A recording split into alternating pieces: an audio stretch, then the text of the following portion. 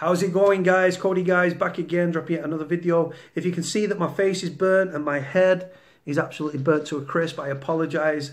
I went for a walk and ended up around the reservoir. No protection. I am light skinned. I've got a ginger beard. I burn like a fucking pig on a spit. Hooch is there. You can see 2 bottles of hooch. You'll hear it popping off because I've just fed the bitch. What I mean by feed it, I've added a little bit more yeast and a little bit more sugar. Shake that bad boy up. Now you know my technique. So I fed it, I burped it, and yeah, I'm going to do the taste test in a day or two. I'm not sure when. You guys will have to tell me when you want me to do the taste test. It stinks rank, it's smelling my gaff out, but it is what it is. Update, latest news. A TV production company have tried to contact me like 6 times, right? 5 different people on 6 different occasions, right?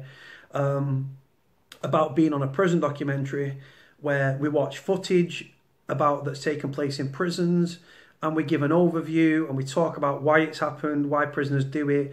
Prison officers are going to be involved, former prisoners were going to be involved, Jack Hill's going to be involved, you've got me, and obviously I mentioned French here, Stephen French. Just got off the phone to Frenchy now. Frenchy's up for it and stuff. So it sounds like it'll be a very, very interesting character. If you don't know about Jack Hill, his YouTube channel's on here. He was an educated kid, went to university, speaks very well. He was probably the original guy that was doing all this sort of stuff, reference prisons and stuff. So we've been in the same prison, me and Jack. I don't know him. I've never had any interaction with him. I know he doesn't really tweet or vlog about prisons anymore. He's moved on with his life, which is fair enough. There's only so much you can say. So me, Frenchie, Jack Hill, somebody else, some former prison officers, we're all going to be part of this program and stuff. It's 2 one-hour programs. It's going to be on later this year. We're going to be filming in a few weeks in London. Be an interesting catch. Let me know if you guys are going to watch it, if you're interested in watching it, what you think about us taking part. Put comments in the comment section below. Don't know where I thought that came from. I'm buzzing. Do you know what, right? Do you know what, guys? Moving on from that. Yesterday, I've never really been close with my family. I've always been the black sheep of my family, literally, right? And what I mean by that is I'm not from a criminal family. Normally, criminals, they say in criminology terms, oh, you're from a criminal family, or so much percent are from a criminal family. Not me. My mum's worked all her life. She's paid tax all her life. My sister, she's like, she was a single mum. My other sister's a psychology graduate, easy for me to say. So I've never really had a really good bond with my mum. We never really had much growing up. It was always a struggle and stuff like that. As a result of never really having much, I'm shit with money. I don't really celebrate birthdays or Christmas because I don't like people buying me things. My mum put me through a lot. She went through a lot. My mum, she put me through a lot. She had the way she raised me strict and stuff. You know what I'm saying? Getting a slap and a fucking a levering and stuff goes on. Turned me into quite a respectful person overall. So you've got to love it. But you know what, guys? Right? I'm going to sound like a mummy's boy, and people are going to troll me for this video, right? And you know what? I'll be straight with you. I couldn't give a fuck. If I wanted to hear from an arsehole, I'd fart. Now, yesterday, right, was Monday, right? And it was Bank Holiday Monday. My mum wasn't working. My mum has worked all her life. She works long hours. She's a cleaner. She's a cleaning manager now, but she's a cleaner. She's always been a cleaner. Not academic. That's not to be laughed at. It's just the reality. Now, I see my mum, we go food shopping and stuff. I don't like being in big supermarkets, freak me out. I suffer quite bad anxiety and stuff, which is crazy that I do these vlogs.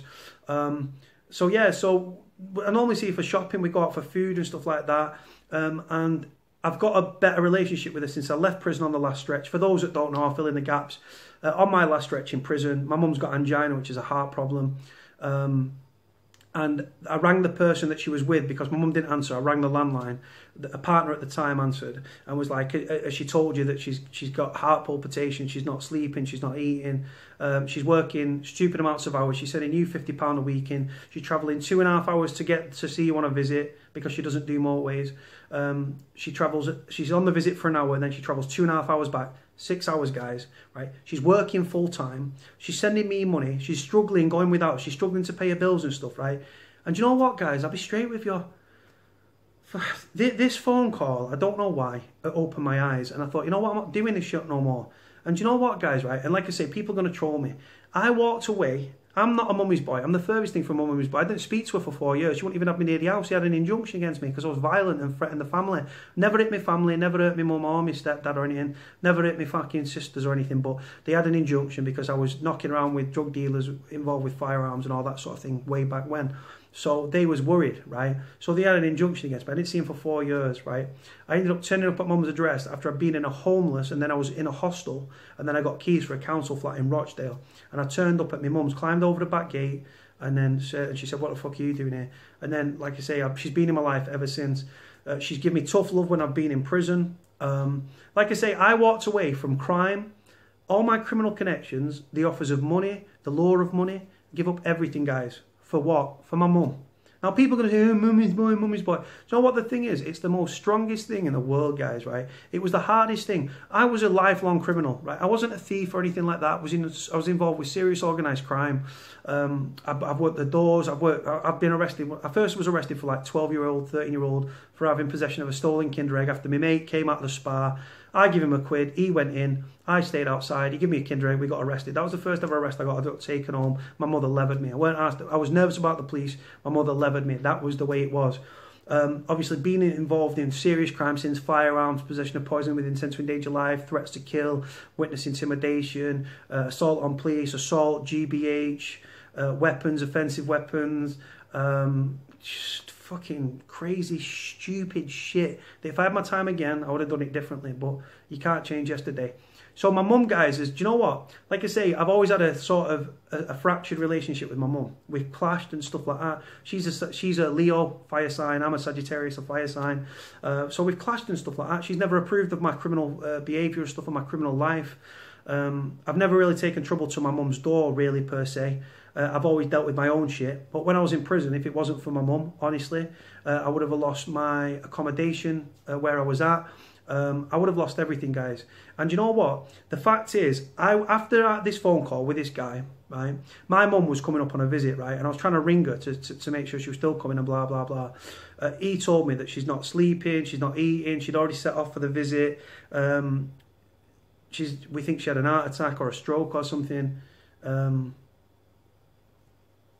And you know what? Like, it affected me fucking stupidly so, right? And I went on a visit. I get upset thinking about it, right? And I went on the visit to see my mum. I came off the phone to him, and he's talking about your mum's getting older and her health and stuff like that. I'd never seen this, guys. I couldn't see the wood for the trees, guys. I was so immersed in my criminal behaviour, my criminal activities. I didn't see what it was doing to my mother, right? So my mum comes on the visit, and she sat there. My mum smokes a lot, right? And it's gonna eventually kill her because she smokes way, way too much. And she's on the visit, right? And she picks up a drink, and I'm looking at her little hands getting older and stuff like that. I'm listening to her breathing, because she struggles to breathe because she smokes so much and she's fucked her lungs up, right? And I look at her little bags under her eyes because she's tired, right? And the visit finished and stuff, and for the first time in probably forever, I said to my mum, "I love you." And I said, "I'm so grateful for everything you've done for me." Never said it, guys. I was a selfish person, to be honest with you. I walked back to the set. I walked back to the wing, and I cried myself to sleep. It was a late visit. I think it was the last visit. I went back to my cell. I had some food in my cell, and I just lay on the bed and cried myself stupid, and thought, you know what? I'm not doing this no more, right? And on the back of it, guys, when I left prison, I literally walked away from everything. Everyone I had ever known. Connections of connections of connections. Bam, gone. Gone. Finished. Done. Why? I'd love to be able to tell you that someone made an attempt on my life and I got, and all this sort of stuff, right? Or something bad happened and I was kidnapped or something bad. No, I did it for my mum. I've been shot at in the past many years ago. I've been fucking stabbed. I got stab wounds all over my fucking hands and body, right? From when people tried to stab me and stuff. I give up everything for my mum. Sound like a mummy's boy, don't I? And you know what? Yesterday, like, again, I had one of these moments where it was like a light bulb, right? And I had one when I left prison and stuff, and I changed my criminal behaviour. I've been out of prison now on the 10th of June. It's going to be like 16 months, guys, right? Not broke the law, not done nothing, guys. Honestly, it's as simple as that. Now, yesterday, my mum wanted to go on this. There's a 1940s weekend thing, right? She likes steam trains, right? So we said, right. So we went on the steam train on the East Lancashire Railway, and being around my mum and stuff like that, and spending time with her on that one-to-one basis and stuff, and seeing how happy she was and stuff like that. And even though she's not one of them mums that's going to say, "I'm proud that you're staying out of trouble" or anything, because I should have been on a crimeless path anyway. The only reason I'm on a crimeless path is because of my mum. Right? Because otherwise I'd be back involved with criminality. My mum in prison was my lifeline. She kept my head on my shoulders. She kept my accommodation going. She sent me money. She travelled to come on visits. She fucking... I remember being suicidal and fucking... I can handle my prison. I'm not going to lie. I can handle my prison. Simple. But yeah, I hit rock bottom. I hit rock bottom. So fucking sue me. So what? I hit rock bottom. I was having a bad day. And I was contemplating suicide. I get on a phone. My mum cheered me up. Didn't take my own life. She gave me focus. She gave me the light at the end of the tunnel. And I was dragging her through all this shit and this pain and suffering and emotional roller coaster and financial fucking restraints that are in place because she's on minimum wage, yeah? Right? Because of me. Who the fuck am I? Right? And you know what, guys? Yeah, yesterday I spent some lovely time with my mum, yeah? I'll put a picture at the beginning so you can check it out, yeah? Now, my mum, yeah, yesterday, seeing her smile, right, I've come out of prison, yeah, I've been on my arse, right, I'm struggling to get a job, I'm struggling to keep my head above the water, I've still got the possibility that I could lose my accommodation, right, because I have rent arrears and stuff like that, so this is the thing, yeah, I'm working hard to keep my head above water, and sometimes I think, fuck it, just go back to, no one will give me a job, go back to crime, go back to it, you'll be better, there's fewer police on the streets, you'll be sweet, but then I look at my mum, and I think, I made you a promise. I had a light bulb moment and I relived that night and that visit and that phone call, bam, bam, bam, up here. And do you want the truth, guys? I don't want to go back to a crime. But it's so easy, it would be so easy for me to revert back to type in the fact that no one's giving me a job, no one will let me prove myself. I'm an ex-offender, what's the point in changing my criminal behaviour if no one will let me prove myself? Right? But yeah, I stay on a crimeless path for one woman. You get, anything you get one of, respect them. Eyes, fucking family, mum, dad, you get one of. Respect them. They're not going to be there forever. Don't take them for fucking granted, for fuck's sake, right? And I couldn't put my mum through another prison sentence because it's not fair on her. She's getting on. She's 55 this year, right? And her health is not the best, right? And she's probably the reason that I'm living and probably the reason I'm on a crimeless path. But she was my biggest critic in prison. She loved me unconditionally because that's a mother's love, guys, right? She slagged me off, she'll have a go at me, but she loves me. It's as simple as that. She kept my head on my shoulders, she gave me focus, she gave me that light at the end of the tunnel. She cheered me up. She kept my morale up by sending me money so I could buy food and toiletries and credit and stuff to get on a phone to talk to her, right?